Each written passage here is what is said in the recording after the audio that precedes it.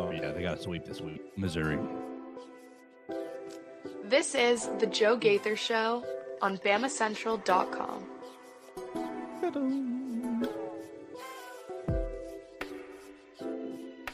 Good morning, Tuscaloosa. Internet world, West Alabama. How we doing today on this Thursday? It is the Joe Gaither Show on BamaCentral, BamaCentral.com. You guys are checking us out on the BamaCentral YouTube channel. You're checking us out on the BamaCentral Facebook page, on my own social media machines at Joe Gaither 6. You can find us right there, or you can find us on your favorite podcast platform, Spotify, Apple Podcast, Amazon. Subscribe, rate, and review the show, The Joe Gaither Show on BamaCentral. We do it each and every weekday live in the Derek Daniel State Farm Studios, and that is exactly where we are right now to get into this Thursday edition of the show with our friend Mason Woods. You follow Mason Woods at MAWoods_ on the Twitter machine. We're going to have a lot of fun with Mason. We're going to have a lot of fun with Katie Windham. We're going to have a lot of fun with you. You can leave us a comment at Joe Gaither 6 or leave us a voicemail at 205-462-7340, extension 800. If you want to be a part of the show, you can leave us a voicemail. Talk about tonight's NFL draft. Talk about Jack Sammarco, new transferee. Kalen DeMoore breaking out the big bucks to bring in Jack Sammarco. No, we'll talk about that. You guys can get in on that conversation by using the voicemail line or finding us on the comment section on any of the platforms that you like to use. Don't worry, I'm checking them all. And with that, we're going to have a lot of fun with Mason Woods. Good morning, sir. How we doing? Oh, I'm doing pretty good. Excited for the draft. You know, I told you a while back, I have fully accepted Cam Ward is a Titan, and he will win a Super Bowl one day. I know. Future Super Bowl champion Cam Ward. So it's happening. Book it, folks. I'll be back in studio tomorrow with the tattoo on my forehead. Tattoo on your forehead and $140 lighter as you've already ordered the jersey. Yeah. Yeah, I am actually on the hook this year for our Bears podcast. We've done the last 3 years. One of the co-hosts has bought a set of 3 jerseys. Oh, wow. And so this year it will be It's going to run you $1,000. Well, I'm probably going to use the same site that my co-host used the other year. It was from, the tariffs. I probably won't get them. Oh, man. I didn't even think about that. I wasn't trying to be political. I did not even think about that. You genuinely may not be able to order counterfeit jerseys from China at this moment. I think my Caleb Williams jersey cost my co-host, and not saying he's cheap, but this is what he should do. I would have done it. Yeah. I think it cost him like $40. Yeah, I've got 4 or 5, knockoff jerseys that very likely came off the same assembly line as the ones that Fanatics is selling. I'll have to figure that out actually. But we'll find out. We come together as a group on the draft night show. So Monday for us, and we're all. Okay, here's the guys. If the Bears draft this guy, we're not buying his jersey. Okay. But these 3 guys, if they draft this guy, and if it falls outside of those 3 guys, I'll just end up getting us all Kyler. We just re-signed Kyler Gordon, and then we'll get Kyler Gordon. They're like, I don't know if I want to get an offensive lineman's jersey if they take Kelvin Banks. So it's gonna be an interesting night. It's gonna be a fun night. 3? Yeah. If you don't want to, you have to tell us. No. We want people to go listen. I'm sure everybody here is dying to go listen to the Believe in Monsters podcast, where I sit there and troll my other. Give us just one of them. It's got to be Genty, right? Yeah, it's Genty. It's if Abdul Carter falls, or the Bears trade up, and it's Mason Graham. I like that. No Tyler Booker. He's not going to be there. He's going to be way later. Crazy. Tyler was on my list. I said, "Hey guys," in 3 months ago, and he was on everybody's list. Seemingly 3 months ago, as being that kind of upper mid first round pick, but not looking like it's going to happen. I think some serious concerns about his athleticism, which I think is a silly thing to be concerned about for a guard. Yeah, I mean, how much is he moving on a given play? Just maul the man. He's going 5 to 7 yards maybe. And he's not having to move really laterally that much. It's not like he's having to cover a wide ground like a tackle does. I understand athleticism is important, but it might be overrated a bit at guard. Yeah, somebody's going to get themselves a really quality offensive lineman at the top of the second round, and you're going to be 5 years in being like, how do we get this guy? He's not a first round. Oh yeah, he's not a first rounder. We don't have the 5th year option on him. We do have to sign him to a contract extension right now, or franchise tag him, which we won't want to do it because he's a guard. So we need to buck up. So Tyler, I mean, short-term pain, it'll work out better for Tyler if he can get to that second contract a little faster. My Titans will be picking at the top of the second round. Oh. And, we talked about this right before we started recording. They did just sign Tyler Lockett last night, and I was saying, I hope that does not mean they will not be drafting a receiver. But if that means they draft Tyler Booker there at the beginning of the second round, I'll be pretty dang happy. Hey, Tyler Booker, J.C. Latham up front. You got, what's his name, Skoronski from Northwestern, who has been solid. He hasn't quite fit the bill yet, but I think he's still building there. I'd feel pretty good about that front. No Derrick Henry in the backfield. I'm just thinking about the Alabama connections. Is Latham the only Bama boy on the team right now? I believe him to be, yes. Don't worry. Calvin Ridley. Okay, great. Yeah. Oh, dude, Booker right there. Put him right there. Yes. Oh, yeah, that'd be great. Good times. Get you a good front for your rookie quarterback that will be winning you a Super Bowl within the next 2 years. Good luck. I believe that wholeheartedly. Good luck. It's gonna be good. We're gonna have a good draft. Man, from an Alabama perspective, it genuinely will not be all that interesting to watch. I think if you're watching just to see Alabama guys get their names called tonight, yeah, find a movie. Yeah, you maybe want to pick on something else. But if you're just a draft fan, I do think it will be an interesting draft because I don't think there's a lot of consensus outside of maybe the top 2 or 3 picks. Yeah, and I think the consensus, a week or so ago, like my Bears co-host. He follows it like he puts everybody that I know to shame because he's like consuming all the content. So last week he's telling me, yeah, buddy, everything is pretty much set out to 1 through 8 or so. So the Bears, because we're trying to decide what's going to be there, and he's like, all these blue chip prospects are going to be gone. We're going to have to take Tyler Warren at 10, and it's just like, oh my gosh, I am. So his assessment, and I think this is from The Athletic as well, is that Brian Baldinger says this is not a superstar draft. This is a starters draft. Kind of what you need to come away with 3 to 5 starters. What team is it looking for starters? Well, we're all looking for starters. Hey, pretty good. I'll take starters. Yeah. I think it's tough to get excited from an Alabama perspective just because you're looking at Jihad Campbell as your surefire number 1. And I don't want to have to experience what we will likely have to experience starting at what time does the draft start? 7, 6? I think 7. Starting at 5:30. You're gonna get the camera in the green room on Jalen Milroe. Yes, you will. And it's gonna be on him all night. And it's going to be on and like, I am hoping, I am really hoping that someone has just fallen in love with his athleticism, and we don't have to do, to do this. Well, it's pick 28, and Jalen Milroe's still looking at his cell phone. It's pick 31, he's still looking at his cell phone. I don't want to have to wake up tomorrow morning and Jalen Milroe got snubbed. He is going to go back to the green room tonight. He's not going to go back to the green room tonight, whatever the case may be. That story is going to be uncomfortable. I think the Eagles should just draft him at 32 and let him back up Jalen Hurts. Well, you sent me to a text that Dak sent me last week when we were talking about the Lions. I don't know if this was with you or with Hunter and Theo, but he says, hey, man, can't you see Jalen Milroe tush push? I said, oh my God. I said, I didn't text this back to him, but I said, not Jalen Hurts, but Jalen Milroe will be the one that gets the play banned. It gets the play banned from the NFL. Everybody thinks it's Hurts, but it's going to be Jalen Milroe behind the backs of that Detroit offensive line. And it's just like Dan Campbell, 1st and 10 for Milroe tush push. 6 yards. What? That would be, I mean, just 2nd and 4. You want a tush push specialist? You got one right there, buddy. Like, hey, you're going to play 7 snaps a game, but they're going to be crucial to our success. The most important 7 snaps that we have. Dan Campbell's over there salivating. Tush push again. Tush push again. Jalen, you got another one in you, Jalen? Yeah, coach, I can always do it. I'm just happy to be here. So I think Dax was Go on to Lions. something. I can hear it now. A heart.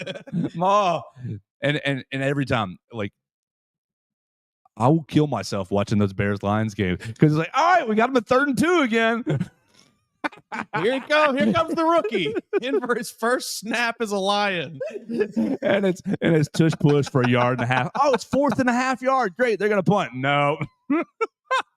Dan Campbell over there with a scowl on his face. Again, he's just hitting the button. He's just mashing. Dude, I have gotten to a place on my call EA Sports. You got to do something about this. I'm playing on Heisman mode, and I'm calling one damn play. The blocking, I'm just leaving it's duo. God, call a little duo action. Watch the lineman. Just get in there and just weave right through there. And it's like I don't even have to call a second play because duo gets blocked so nicely. This is how most EA games kind of devolve, in my experience, over the last maybe decade. Any bit of if you get into any bit of actual competitive play against anybody, I found the 5. There's 4 or 5 plays, and it's like if you're not running those plays, you will lose because everyone else is running those plays because those are the ones that work because they coded the game poorly. I need a defensive coverage glitch play. I've got 3 or 4 blitz glitch plays. Mm-hmm. I'm sure there is one. But and I've looked them up. The problem is you can't do all the adjustments, pre-snap adjustments fast enough. Dude, you see I've seen clips of those guys, and it's like cycling through, but they've all got it down to muscle memory. Like they're not even sitting there going. They know exactly what they're doing every play, and it's just it's crazy. Yeah, those games really get. They suck all the fun out of it at the highest level, kind of. All right, so I saw Jalen Milroe draft odds because we need to get moving here, and we're gonna have Katie Windham join us about 8:40. We want to play the game, Mason Woods, as I pull up his draft odds because I did see this earlier. I might have hit a like on it, so that's probably a good place to start. Yeah, the tush push really does pose an interesting perspective there because it kind of reminds me of the funny hypothetical that everybody throws out of if you had a punter that you could guarantee pinned a team inside the 10 every punt, would you draft him in the first round? And it's like, well, that'd be potentially the most valuable thing you could have. And if you got a guy that, hey, we need 4 yards or less, he's gonna get it 9 times out of 10. That is supremely valuable. And why would you pass on it? I mean, that's very interesting. I don't think a team would do that, draft him in the first round just to say, hey, we're going to use you for tush push. But man, that play could be that valuable. This is from our friend, maybe our friend one day, Miss K Adams, tweeting new odds for Jalen Milroe on FDS Sportsbook. Cleveland Browns plus 230, Giants plus 380, Steelers the 410. Saints at 500, Jets at 550, and Rams at 650. Those are terrible places. Yeah, not a fan of really any of those. So except for Pittsburgh. Yeah. That's my only spot. Yep, that's the only one. Browns would be such a disaster. I mean, they might be able to make... He would replace Deshaun almost instantly from a leadership perspective. Sure. And you would put the Browns brass would be in a position of, do we cut bait on this albatross of a contract because he's not the team leader anymore and he's not really our quarterback because Jalen Milroe has come in and put him in the little boy chair on the side because that's what he would do. I'm sorry. I think Jalen's personality would, oh, you're Deshaun and nobody likes you? People like me. Mm-hmm. Yeah. He has a gravitational pull about him, Jalen Milroe does. You don't want that. You don't want that controversy right now if you're the Browns because you don't have to feel just write out the albatross of a contract that you right have. Now. Yes, you are in a horrible spot with that, but just write it out. You made your bed. Now you have to lie in it. Mm-hmm. I mean, Kevin Stefanski has done a fair amount with not much at the quarterback position over the last 2 seasons or so. It wouldn't shock me that if Jalen Milroe did go there, he could maybe get something out of him. I don't know that it would be long-term, a long-term quarterback option or anything like that. But as far as a bridge for a little bit, he'd probably get somewhat serviceable play. I just don't think that'd be a great fit because, like you said, all of the surrounding culture issues that would bring with it and the, division in the locker room and everything like that. Everett Osmer, you're not offending us at all. Katie will be joining us. Everett tweets us on, or hits us on the Facebook. I thought Katie was going to join us on Thursdays. No offense, I wanted to hear her thoughts on softball. We want to hear her thoughts on softball. She's going to be about 8:40 or so, 8:40 to about 9:10. We'll have Katie Windham joining us. So hang on tight, Everett. He is going to be, or she is going to be joining us. And then he asked, "Are y'all excited to see Randy back in the WWE?" Absolutely, Randy Orton opening Monday Night Raw with a nice RKO on John Cena. So that was awesome. I don't think that Jalen, brother, don't. I know. Cleveland at the top of the second round, the Giants at the top of the second round. I don't like his face. I think the Giants. You see last night, GM's son putting out the Jackson Real highlight tape on his Instagram and then immediately locking his Instagram down and going private. The who what? GM Joe Shin. Yeah.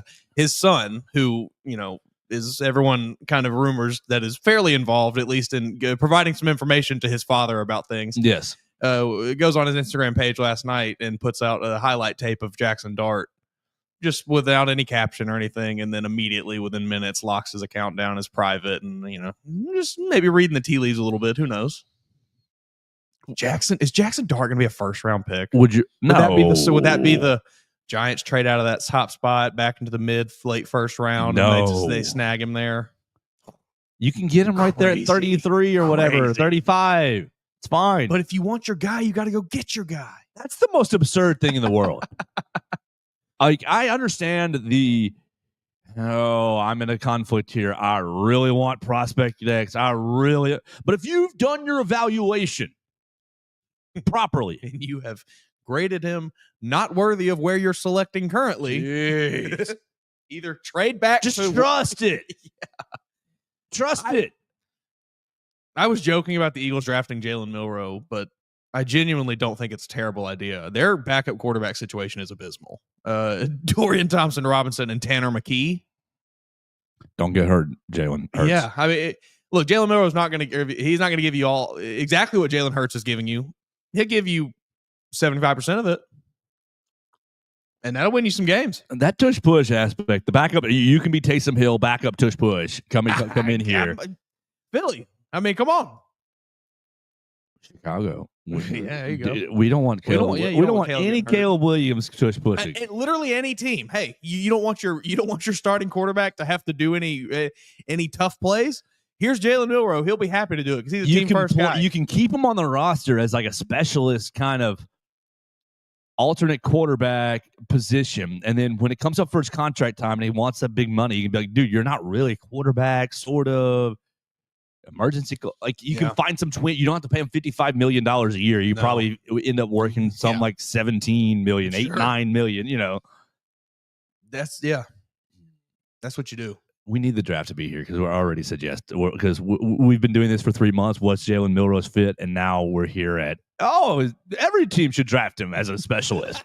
we went from I wouldn't touch him with a 10-foot pole to man. I need him on my team now. Right, but none of us would want him as a starter. We want him as a tush-push specialist. Yes. Oh, yeah. So we're going to ask Katie Windham, over or under 1.5 draft picks tonight. Does Tyler Booker, does Jalen Milroe, do either of them slip into the first round? Because Jihad Campbell, lock, stone cold lead pipe lock. You want to go to your window and place a wager? Yes, Jihad Campbell will be a first-round draft pick. Will we have another to celebrate this evening? I think it's just going to be Jihad. I'd have to take the under on that 1.5 line, I think. Because I just, the Steelers feel to me like maybe the most likely team to be interested in Jalen Milroe.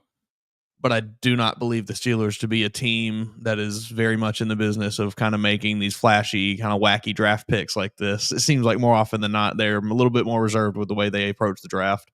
I understand they took Kenny Pickett a while back, but they were in the top end of the draft, so it kind of made sense there. They were in position for one of who was set to be the top quarterback.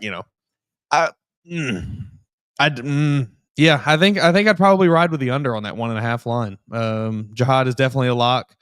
handful of teams I think would certainly be happy to have him there in that like 15 to 20 range, probably maybe a little bit later than that. But he's definitely a first round pick, but I think he might be the only one. All right, I'll go optimistic. I think somebody's going to try to take the lottery pick, and somebody's going to get themselves a Jalen Milroe at 25, 6, 7, 8, 9. I think they're going to see him slip, and they're like, "All right, here's our window to trade back into the first round." They're gonna Lamar Jackson this bad boy, and I'm going to say that he does get selected in the first round, partly because I do think that, but mostly for fun. But I think that I do think it's a really big possibility that he gets picked 27, 8, 9, 10, 27, 8, 9, 31, 2. All right, I want to ask you about this Tom Pelissero article that got put out yesterday that a lot of Alabama beat writers were aggregating. Control F, because this is 18 quarterbacks in this Tom Pelissero, and I don't care about the other 17. I want his quote. Tom Pelissero ranks him as the 4th best quarterback in the class. But his quotes here are from anonymous scouts and coaches. Bleh. I hate that. Put your damn name on it. Here we go. He is the greatest runner in football at the quarterback position I have ever seen. And there's enough talent in the arm to make you want to play an offense that suits that. It's Jalen Hurts. It's Lamar Jackson. It's Colin Kaepernick. There are some guys that have successfully done it, and you have to baby him into the league that way and then let him flourish. Who knows? He has a lot of accuracy issues, but he's a freak. He's the best running quarterback I've ever evaluated. This is an AFC quarterback now. The first one was an AFC quarterback's coach. The coordinator continues, but he has a lot of accuracy issues, but he is a freak. He is the best running quarterback I've ever evaluated. He's like Cam Newton's power with Lamar's speed. He can throw the ball down the field. His numbers over 20 yards are good, and he's a true developmental type player. Now, all right, great. Further. Where is my quotes about? Right. About coaching staff development. I mean, this is a huge little package. Oh gosh, I'm getting lost in the sauce here. But essentially, I'm looking for the quote where it says all the skill position players would have transferred out if Jalen Milroe didn't go pro, because that's what a lot of people latched onto yesterday. Pelissero writes about Bill O'Brien saying he's not a quarterback. Idea that Milroe rejected, he still rejects now. From a playmaking standpoint, he's as good as anybody. This is an NFC assistant coach. The dude's impressive, and he can make big plays, take off, and run. But consistent accuracy is the biggest part of him. He's probably got as much upside, if not more, than anybody in this draft. It's just, can you hone that? All right, I'm getting lost in the sauce, but I wanted to ask you about the quote here, the quote about where the skill position players would have had a mutiny, would have transferred out if Jalen Milroe returned to Alabama. We talked about that a little bit around the transfer portal, around the time of the draft, around the time of the draft announcement dates. Lots of mixed reviews yesterday, and the buzz was, no, that's not true. Yes, it is true. Mm-hmm. Now, a couple months later, where are you landing here? It doesn't matter, but where are you landing? I believe that would have been the case, probably. I'm not going to say every one of them would have been leaving, but I think you would have seen a fair amount of skill positions hit the transfer portal had Jalen Milroe return for another year. I think we really started to see that frustration start to bubble over at the end of last season, especially with Ryan Williams, Jeremy Bernard. Obviously I don't know. I'm not in the building. I think everybody liked Jalen Milroe personally. I don't think anybody had any personal issues with him. I think they were all friends, but I think that the very obvious quarterback inconsistencies, deficiencies started to rear their head at the end of the season, and it really started to bubble over a bit. And that frustration was, you were seeing it on the field a little bit at times. That aspect, the frustration bubble over, that's the reason that I don't want to see what might happen tonight, because I don't know what Jalen's people have told him. Hey, you're going 12. You're going 25. Well, I don't know what expectations they have set for him. But if he is expecting to go in the top 15 and doesn't, what will his face say in the green room? I mean, will his face look better or worse than on the sideline at Oklahoma? We will have to see. I think probably about the same. One thing I don't want to experience the pouty face Jalen on my TV screen Yeah. for 3 hours. Yeah, I don't want to see that. Something in this little rundown here that he gives on Milroe with all these quotes from all these executives and whatever, that really jumped out to me is that you do a little Control F scout. All of the quotes in there that are directly from scouts, the people that actually watch the players and watch them play and watch the tape, none of them like him very much. None of them are saying, he's the best runner I've ever seen. He's like Cam Newton, Lamar Jackson. None of them are saying it's that. all coaches who see 2 minutes of highlights. Bingo. It is all people who do not, their job is not to scout players. Their job is not to go on the road 200 days a year. That could be fun. Yes, they see a highlight package that their kid showed them on Instagram, and he says, "Oh man, that looks pretty good." Those opinions mean nothing to me. Those are not the people getting paid to evaluate players. They're getting paid to coach players on the field. All right, so back to 2 minutes ago, I would not risk I could be in the room and you could tell me tush push specialist, and I could say, what are we doing with that? Besides that, are we getting any more value than that? It's pretty valuable, though. I mean, you guarantee me a first down on 3rd and short. Yeah, but I got to babysit the real quarterback. I got to coach the real quarterback. That's okay. I think he'll be okay with not having to run a QB sneak. And then I got to manage egos and emotions of, hey, you're not a real quarterback. You're our you're a tush push specialist. I believe Jalen Milroe was probably the right quarterback to handle that. Okay. I don't know. I'm very much talking myself into this. I mean, I'm not there yet. Keep going. Jalen Milroe is the personality type to, yeah, whatever's best for the team. That's fine with me. I'll just do that. And any quarterback worth their weight is not going to want to put their body on the line and run those QB sneaks because there's only one quarterback built like Jalen Hurts. I think it kind of works for both sides there. I don't think you're going to have a starting quarterback come in and say, their ego is bruised because I didn't get to run a 3rd and 2 QB sneak and put my body on the line and risk missing the rest of the year. How long would Jalen be satisfied with that role? As long as he's getting a big paycheck. Okay. Maybe. That might be true. Yeah. And that's just me, though. I don't know, Jalen. I would, from everything Jalen has shown us at Alabama, I think he's pretty okay just being like, yeah, whatever works for the team, man. I'm happy. I don't know. I think he might take that role and just kind of roll with it. Because his prospects otherwise, I don't know. Yikes. All right, I think I've exhausted this topic until we get to Katie.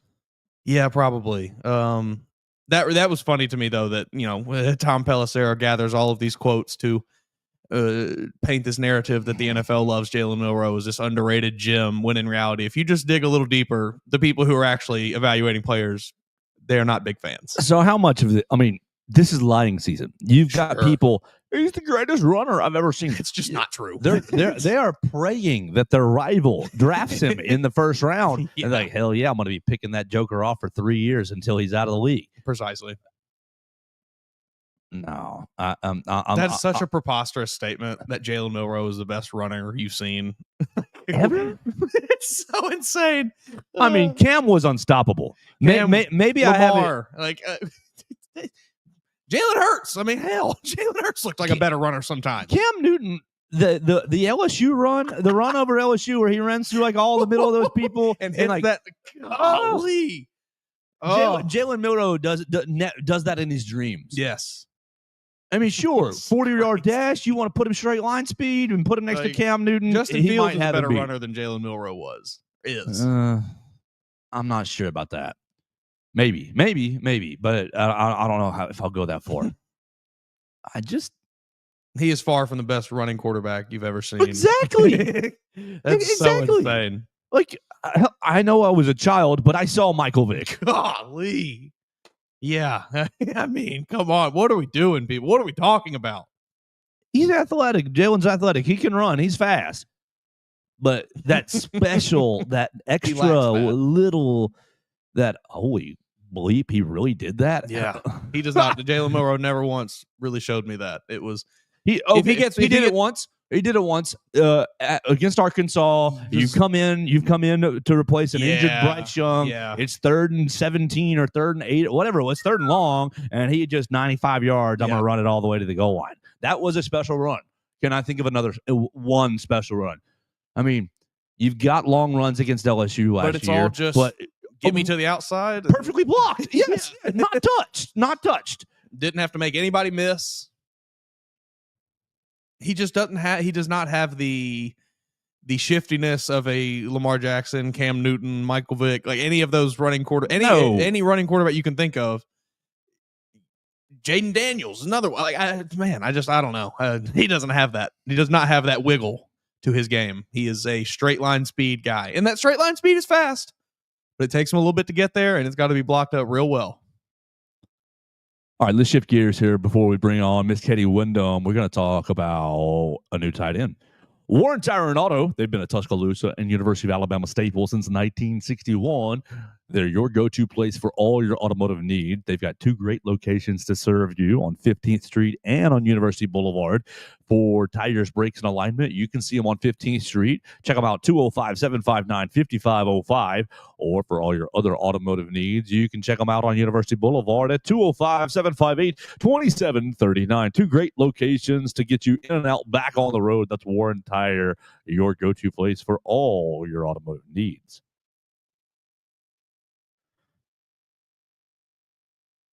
All right, Mason, let's talk about Jack Sammarco.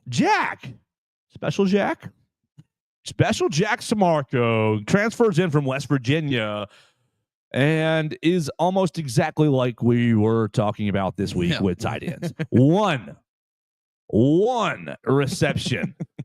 But my man's played in all 13 games for West Virginia last year. 1 catch, 6'6", 240-ish, 260 maybe. Yeah, he looks pretty big. I saw ESPN. I don't know what West Virginia had him listed at. I saw ESPN. He was 238, I think, on their little roster page for West Virginia. This man is not 238 pounds.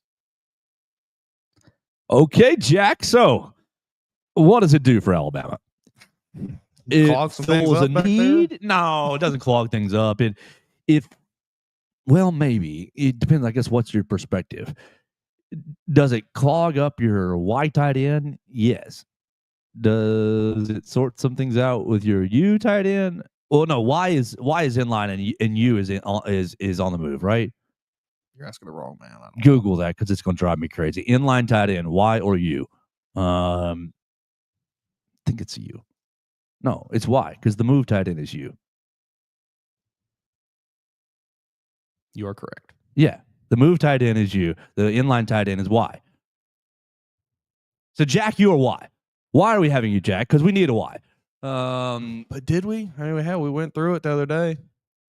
I guess they don't like our homegrown talent here. Jaden Hobson. We got to get Jamie Mitchell on to talk about Jaden Hobson. Oh yeah, that'd be a good idea. Jamie, Coach Mitchell. We'll see if we can get you on. Talk about him for a couple minutes.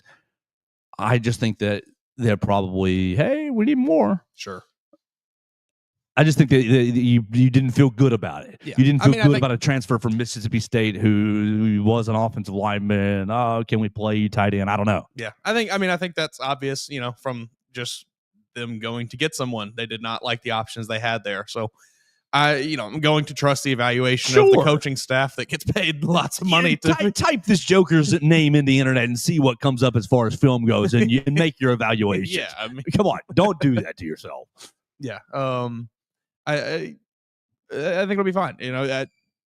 If this was a need for Alabama, a replacement for a Robbie Oots, that role last year. So if you did not feel comfortable about any of the players you currently have on the roster taking over that role, which obviously they didn't, they went and got somebody that they think can take over that role. So that's fine with me.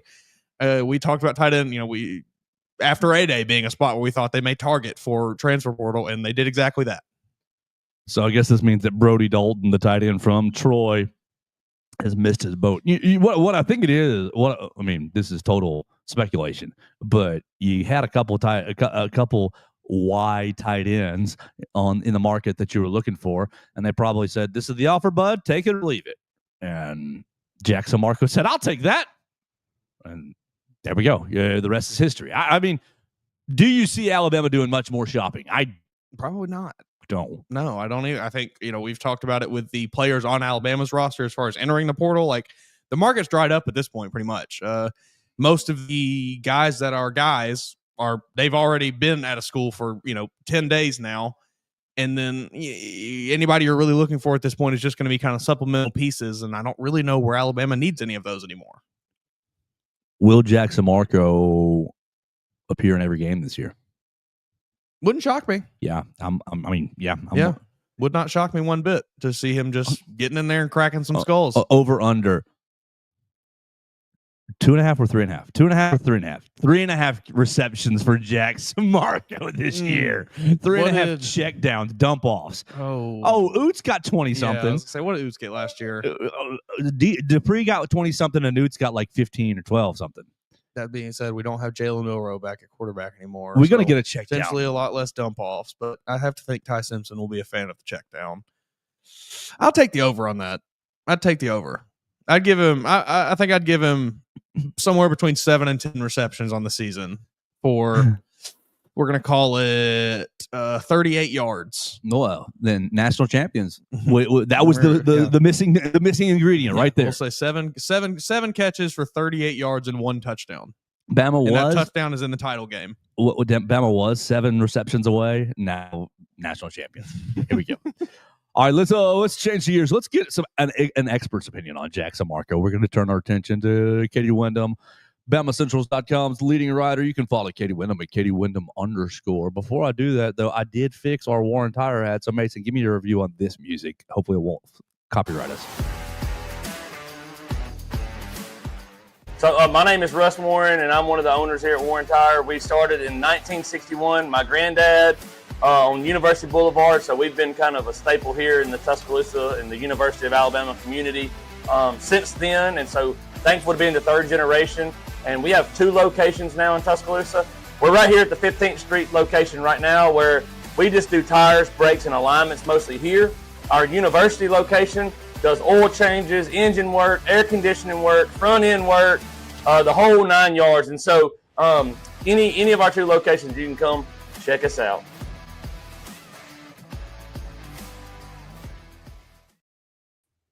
All right, we're live here in the Derek Daniels State Farm Studios, and we're about to get a whole lot smarter with Katie Windham. Katie Windham joins us on Thursdays. You follow her already at Katie Windham _ on the Twitter machine, covering literally every sport at the capstone, leading us at BamaCentral.com. She's had a busy weekend last week watching Alabama and Florida.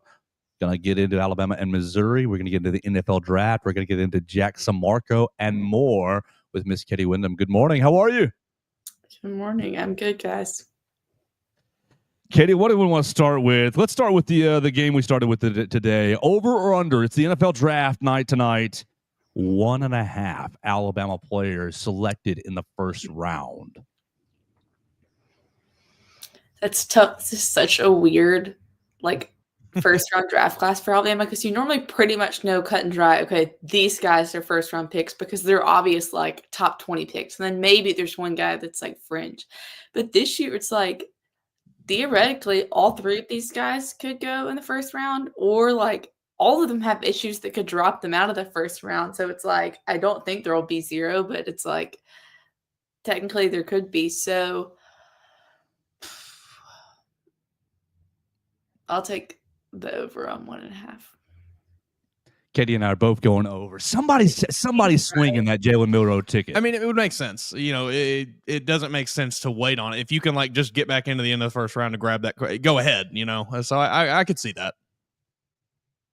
Katie, we've been debating Jalen Milroe's fit in the NFL for the last 3 months, really. But one of our listeners texted me the other day and threw an idea about Jalen Milroe utilized as a tush-push specialist. Would that be enough of an enticement, along with all the physical traits, to get somebody to take him in the first round? I mean, that's really what we're getting after with the over or under. Will Milroe be a first-rounder or not? I don't think, that alone would be the reason why somebody was willing to take a gamble on him, because I feel like maybe that is just as much on the O-line that can create that kind of thing. And there's probably a lot of strong guys in the NFL that could. Obviously Jalen Milroe is, very athletic, and so is different than a lot of those guys. But I don't know. It's because it just takes one. It just takes one team to be willing to take that, see his athleticism, and say, we can mold this guy into what we need him to be. And I thought it was interesting. Joey from the Mizzou site, our sister site that's up there, that talked to Milroe yesterday, and tweeted out that clip of him saying his ideal situation is going somewhere where he can sit behind a veteran, which I think that's good, like self-awareness for Jalen, that, because he can tend to be a very confident guy, that he realizes, I'm not a day one NFL starter. My best situation is going and learning from somebody, having somebody develop me. And, all it takes is that one team. And we don't know what the meetings have been like behind the scenes. We don't know if somebody's just in love with him. And so, yeah, it'll kind of be a fun first round of because like I said, we've had some first rounds where we know, okay, Bryce Young's going number 1 overall.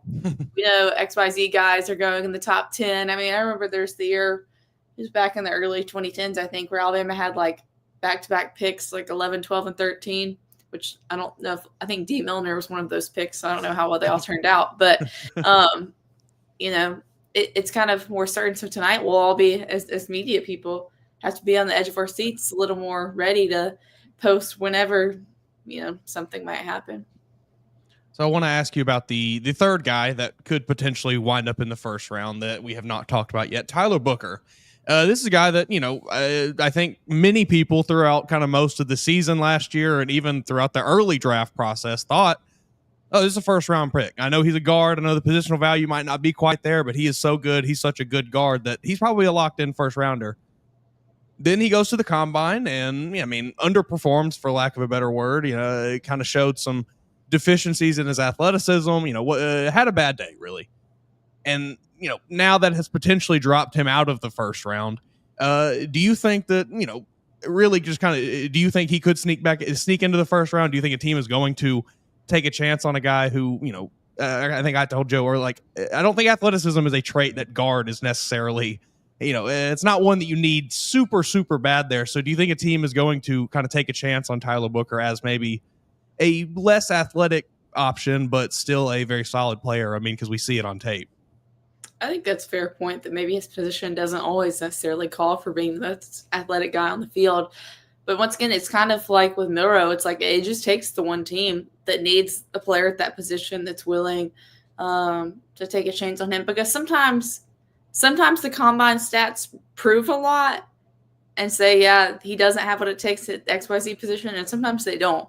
And I'm not an NFL expert or NFL draft expert anywhere close to it.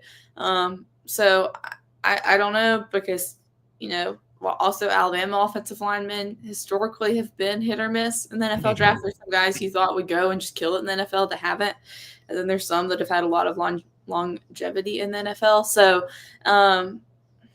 it kind of goes back to the whole original question of the over-under. It's we could see 3, we could see 1, we could see 2, we could see 0, technically, just because of Jihad's kind of injury concerns with some teams. And so, I don't know. I will say Tyler Booker was probably, I don't even think we voted on it this past year, but he was probably the media MVP.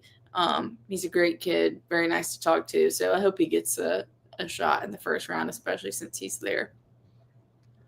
I hope he gets the right fit for him as well. Katie, we want to have a little fun. I know he doesn't work for BamaCentral, but we all love Tony Sakalis, managing editor of Tide Illustrated. And so I know he has been in your ear for the last 3 months about what the Patriots will do tonight. Where has he settled? Obviously, the conversation moves and changes, but put us inside the mind of Tony and the Patriots fans. Where are they settling? Actually, this is pretty bad. He did tell me yesterday that he knows more about the NFL draft than because he does mock drafts all the time, for the Patriots. And so he's I know every player at every position, but I actually don't know, because for a while he was going back and forth on because so much of this draft I feel has changed, because I feel it was for a while that Shedeur was going to go top 3, but then maybe not now. Okay, he says he wants Campbell from LSU for his guy. But his arms are so short, he can't. Yeah, that's the guys that he's talked about that doesn't have the whatever arm length for off, but he's good. When you watch him play, he's good. He has the rest of the traits of an NFL lineman. So he just said, "I'm not thrilled, but I've accepted it." So. Well, shout out Tony Sakalis for watching us this morning with his lovely fiance. You can follow Tony at Tony_Sakalis for all his great work and maybe a Patriots take or two. What about you with the Bears? Oh. The problem with them being at 10 is you're right on the outside of the really, really good prospects. The latest rumors that I've been hearing is the Bears have a trade in place with the Jaguars to move to 5 for Ashton Genty. Okay. If that is a bad rumor, which it very well could be, I think that Tyler Warren is probably going to be the pick at 10, which doesn't bother me. I mean, great. More weapons for Caleb. Great. Let's see what happens. They're probably all going to bust in Chicago anyways, so great. we're all just in for a lot of surprises tonight. Who knows? Exactly. I'd like to ask you about a concept, Katie, that I heard this week. Obviously, we're familiar with the draft. Oh, you've got injury concerns. Player X has injury concerns. Player Y has off-the-field concerns, whatever the reason. Scouts have said this week that there is a third category that they have now created for, I guess, red flags. Not injury concerns, not off-the-field concerns, but he doesn't love football. What in the world has NIL poisoned the love of these for these players, and the NFL teams are able to detect it and scratch these players off their boards? What has happened to the game we love? I mean, if some of these guys are motivated by money, then that's going to be. I mean, you're into the NFL where you have potentially bigger contracts, but I think it's just distorted a lot of these guys' minds because of what, maybe not even what they thought, but what their agent or their parents have been telling them. Because you've heard so many stories the last couple of weeks, which once again, it's hard to know exactly what's true. And I feel like this has been more actually on the basketball side because obviously, like y'all were talking about before I came on, there just hasn't been a ton of football portal movement. But like where a guy has agreed to an NIL number, or even like Chad Baker-Mazar at Auburn, and then either gets something better for somewhere else or agrees to a number with their school. Both sides are good, and then the player says, actually I want more, and it's like, instead of like which it's tough, because if you can make hundreds of thousands of dollars more, millions more as a 20-year-old, I mean, I would have done that when I was 20. I'd probably do it now, like but it's like, I think it has taken away from, okay, what am I here to do? Like, I think a guy's more worried about making more money than being on a team that could win a championship or trying to win a national championship, or like, because that's why, I mean, part of why Alabama was so good for so long. Am I saying, I mean, he was obviously a good recruiter anyway, but it's like, you're giving the guys that come here pretty much, I mean, literally Alabama had an 80% success rate of making the playoff in the 14 format. They made it 8 out of 10 years. So it's like, you're almost guaranteeing a guy that he's going to play in the college football playoff, have a shot at a national championship during the peak of the Saban era, win a national. I mean, every recruit that was a 4-year guy until last year's class under Saban won a national championship. And so it's like, and now I think a lot of guys, it's not necessarily who's going to develop me the best to get to the NFL one day, or how can I win a championship, but how can I make the most money right now? Which, depending on your circumstances, that may be what you need, but I think it's just short-sighted and probably has, I don't want to be like old man yells at cloud, but like probably has taken away the love of the game from some of these guys, and just not also old man yells at cloud, but like kids these days, aren't necessarily, I think, I've talked about this with our boss, Christopher Walsh, before, about like these college age kids right now were in, which is crazy, like in high school and middle school when COVID was happening, and got used to not even having to do schoolwork because there's so many ways, like they weren't in school, and just everything got more lax. And so then that's how they want everything to be in life, for them to be able to have to do stuff. And, I feel like I'm on a, hey, you're wide open. Hit Keep the nail going on the head, though. I think there's a lot of factors that go into it. I had not seen that story or reporter video or whatever you're talking about, but that is interesting that some, because you would hope if you're drafting a player, especially if you're drafting him high and giving him millions and millions of dollars, you would hope that he loves the game and it's not just gonna quit, stop trying when things get hard. Because especially some of these guys go from being the peak of their sport, like a Bryce Young, to go into the Panthers and not that Bryce ever won a national championship at the start at Alabama, but won the Heisman, was on some very good teams. So you go to the Panthers as the first overall pick, and you don't have a good offense around you, and you get lit up every Sunday, So it's like if you're Bryce Young, you have to love the game of football, or it'd be easy to mentally, just fold after stuff like that happens. I think you're exactly right. As much as me and Joe say it every time we get into this conversation, like, oh, I know we sound like old men here, but like, it is a kind of pervasive issue, I think. And I also had not seen that report about the players but like, I do believe that is certainly a thing now. And I know, people say that talent trumps everything, and it does at the end of the day with a lot of players, but you have to be so good to trump any kind of other issues surrounding you. And there's very few players like that, especially in this year's draft. So it's very interesting. I guess I want to. You want to spin to Jack or something else? Yeah, let's go to Jack Sammarco here. Really, I guess just what do you make of the addition? Superstar tight end. Yeah, it doesn't seem like, I don't think, we were talking about it right before we brought you in here. I don't think me or Joe either think he's going to be overly impactful from a statistical standpoint, but as far as just what he can bring on the field, what do you kind of make of the addition?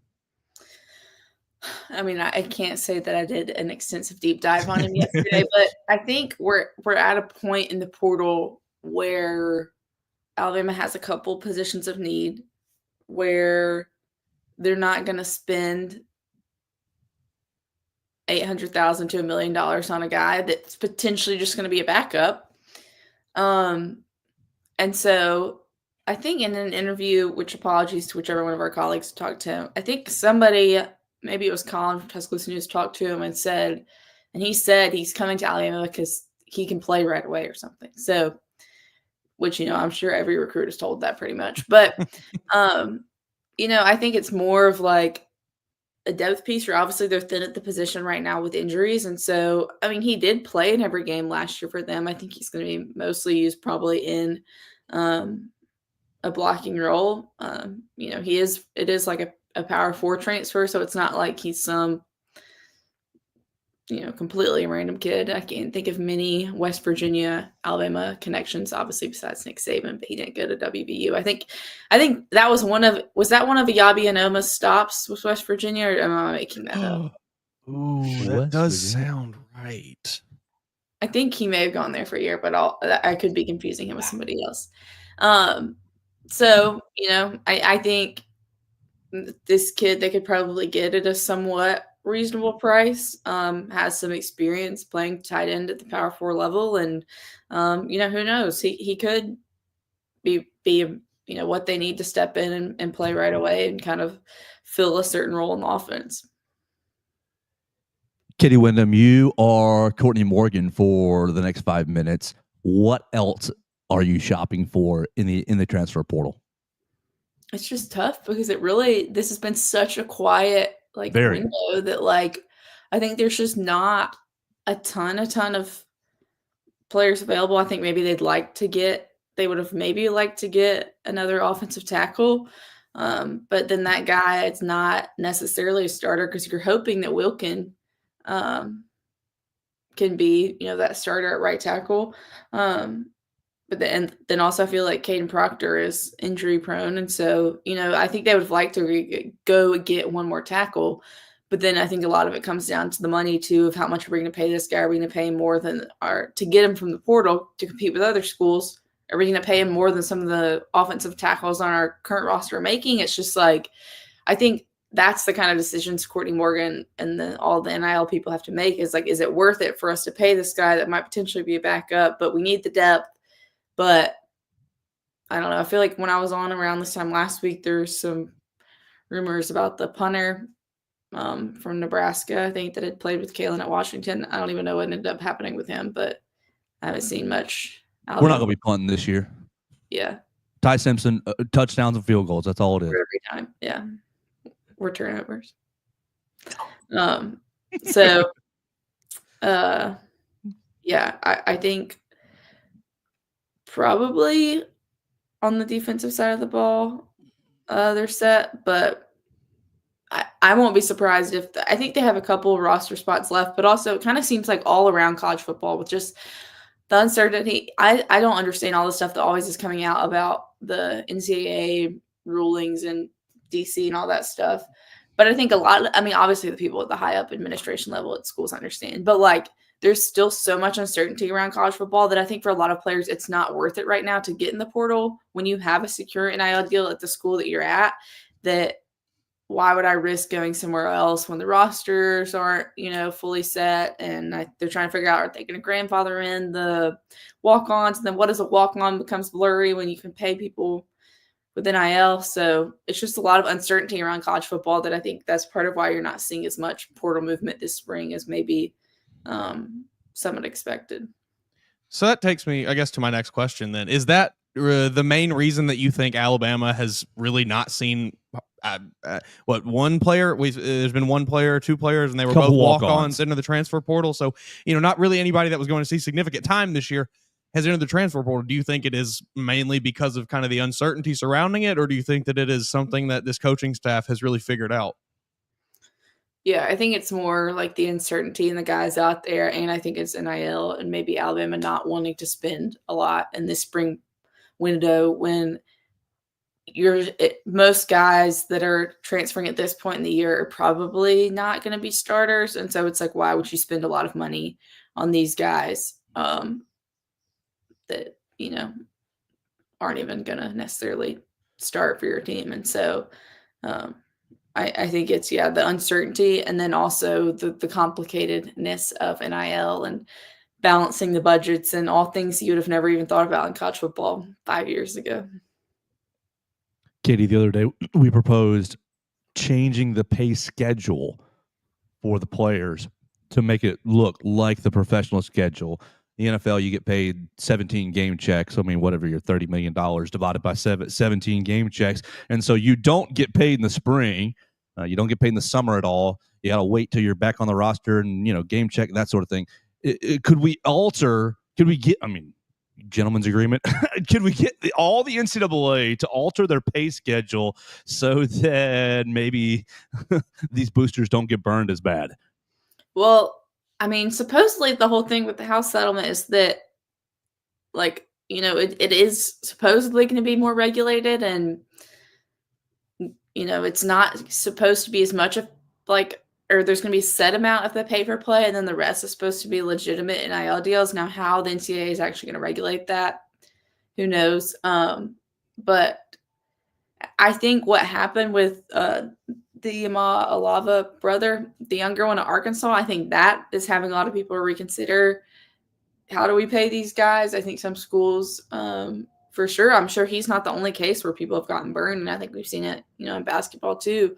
And then what is the legality if okay, you and this guy signed a deal, you gave him money to come play at Arkansas or Alabama or Texas or wherever, and then somebody else, and you've already paid him his first payment or whatever, he never takes a snap for you and goes somewhere else. Now, I think most people would say that that's pretty immoral, but it's not like people don't do that in the business world, cutthroat things or things that benefit them. So,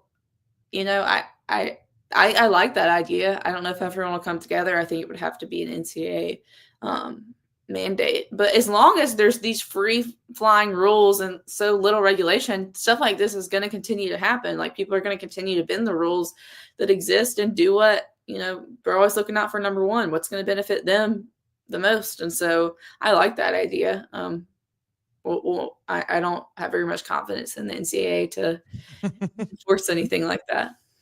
This is a good point. I don't have much confidence in the NCAA. Right. I think I'm ready. Are you ready to spin to softball? Yeah. It seems like shout out Everett. Everett wants to talk softball. Yeah, shout out to our friend Everett. This is a segment for him. He's been asking us to talk softball. He got on early on the show and was like, "Where's my softball content?" So here it is. We have finally gotten to the juice of the show here. I really just want to ask you just kind of what is your reaction to this week, the Florida series, and then now heading into this week. Where do you feel this team stands? Yeah, the Florida series was almost just like a microcosm of the season, except for it was different in the fact that they won the first game of the series for the first time. You're like, oh, they are on a roll. They're going to keep this up from Oklahoma.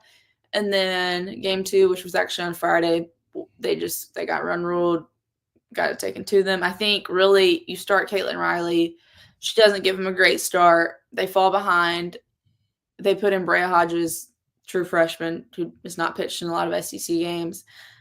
That wasn't Murph waving the white towel, but I think it was him saying, okay, we're not going to use our top 2 pitchers for the rest of this game. We've already won a game in the series. We could win the series tomorrow.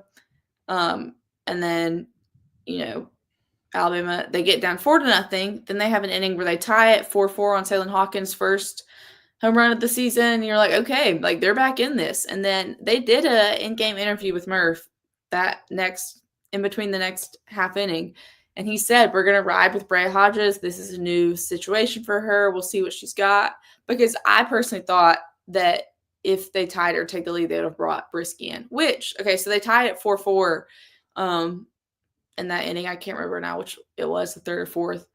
But in that inning, they had the bases loaded with 1 out for, I think, the 4 and 5 in your order, your heart of the order. I think it was Riley Valentine and Abby Dukeshire. And I think both of them had infield pops. And so it's like, that's not what you're looking for in that situation. So they did tie it, which it was good of them to rally, but then they could have taken the lead. And then I think maybe he does actually bring in Brisky, and then Brea Hodges kind of gets shelled. And I think they brought in Winstead too. I don't remember now in that game. And you nailed it. I'm looking at the play-by-play. Dukeshire, Valentine, both popped up. You're on it. You keep going. Yeah. So then they get run rolled. Okay, that game's kind of a wash. Florida's a good team. I think they're either number 2 or number 3 in the RPI. So what they were able to do in game 1 was great. But really in that game, they jump out 7-0 in the first inning, helped by a lot of errors, and then don't score again. So that wasn't really like a great sign that the offense didn't do anything after that. Then you get to the series finale. Florida pitcher Keegan Rothrock looks like the All-American that she is. She's been injured some of the season. It's so funny. You can tell, like, even the ESPN people are, like, so mad because they keep saying, like, undisclosed injury. That's one of the things about sports like softball is that, like, because there's not as much media attention, schools don't really have to say, like, what somebody's been injured with or even when they're injured. Like, last year, Marley Giles broke her arm, and, like, they didn't even tell us. Like, I had to, like, ask. Like, it's not like, football, it's like, or basketball, first question if there's, like, somebody injured. Like, they have to talk about it. But Keegan Rothrock has been injured for a couple weeks or at some point this season with an undisclosed injury. And stub your toe. Yeah, Saturday she looked like the All-American she is. I think Alabama was hitless through like the 4th or 5th inning against her. Florida leads. Alabama ties it. They give up the lead again in the 6th inning. Alabama has a 7th inning rally, which is not something they've really been able to do this year. It's come from behind. And they take the lead in the 7th, 4-3, going to the bottom of the inning. And you're thinking, okay, y'all have not really proven me wrong all year. You've not been able to close out close games. Prove me wrong today.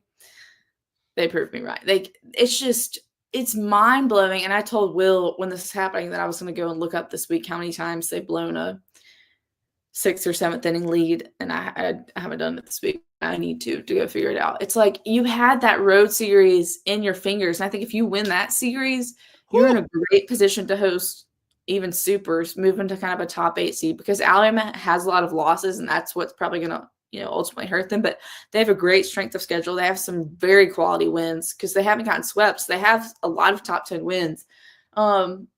So it was something else that just kind of slipped through their fingers. And that whole inning started with something that wasn't technically an error, but Riley Valentine dropped a pop-up behind home plate that would have been the first out of the 7th inning. And then instead Brisky ends up walking the girl, which part of that's on her. She's got to be, more mentally tough and finish out that at-bat even after the mistake. But she's kind of shown this year that she's not necessarily. That was pretty much the worst way the inning could have started for her is Valentine dropping that pop-up behind home plate. And then it just kind of spiraled out of control from there. And they give up the lead, lose this game, lose the series on the road. So, but then it's like Florida's a really good team. They're a top 10 team. They're top 3 in the RPI, I believe. They're really talented, have one of the best offenses in the country. If Keegan Rothrock is pitching like she was, she's one of the best pitchers in the country. So it's not a bad series to lose on the road. It's just the fact that, like, they could have won it. like that stings a little bit. And so it turns to this weekend with Mizzou, who is next to last in the SEC. And so I think at a minimum, you have to win this series, and really you're looking for the sweep. Because if you look at my kind of bracket projection story I did yesterday, with Oklahoma and Texas in the league now, there's 15 softball teams, and all 15 are being invited to the SEC tournament this year. So the bracket is like kind of wonky with 15 teams. And if Alabama, they currently would be the 11th seed. That would mean they would start play on Tuesday of the SEC tournament and have to win 5 games in 5 days if they wanted to do that, which is not, ideal. Softball players are used to playing that much, but like a team that plays on Tuesday is probably not going to win the SEC tournament, which it's been a minute since Alabama's won the SEC tournament. Not that long, it was 2021, but they've not done well the last couple of SEC tournaments. I think they had One and never done last year in the first game of the SEC tournament, and then they did that in 2022, and they did it last year. And so I think they would like to have a little bit of run, pick up more quality wins. So anyway, this Missouri series is big. Missouri is below 500 right now, but they've beaten Oklahoma. They beat Texas A&M, who was number 1 last week. But you have to get to 500 to be eligible for the NCAA tournament. So Mizzou, I think, has to finish the regular season 5-1. So it's a big weekend for them. They're fighting literally for their postseason life. But Alabama, they've got to win this series at home. You cannot mess around. You can't have the errors in the field, but it just seemed like they cleaned up against Oklahoma, kind of came back to bite them a little bit against Florida. It's a big – they've won 2 of their 3 SEC home series so far. They have a chance to go 3 for 4 this year, which I think would be big after, what happened last year. And so it's not like a must win, but it's – and because even though Missouri is next to last in the SEC, they're still like top 33 in RPI or top 30 or something. That's just how deep the SEC is. So it wouldn't be like a bad loss. It's just you have this opportunity at home against one of the bottom teams in the SEC. Like you need to pick up some wins. 6 o'clock on Friday at the Rhodes House, 8 o'clock on Saturday at the Rhodes House, and 2 o'clock on Sunday for the weekend series, Alabama and Missouri. Katie Windham will have it covered for us at BamaCentral.com. You can follow Katie Windham at _. Katie, I was reading comments over the weekend. I was getting excited. Oh, momentum. You win the first game against Florida. You take the series against Oklahoma. You're starting to build something. And then as you've already outlined, kind of fizzled Saturday, Sunday. Basically, the comments, the aftermath comments was, oh, that Oklahoma series win was a fluke. It wasn't that good. It was a fluke. Oklahoma didn't play well. Yada, yada, yada. Alabama got lucky. How would you settle that? I mean, obviously, Oklahoma, you did win the series here. You have a really great strength of schedule as you've outlined. You can basically really set yourself up for a nice postseason run with a nice close to the regular season. Where do you settle this team's chances to get back to Oklahoma City once again? Yeah, I would not say that series was a fluke or that they were just lucky. And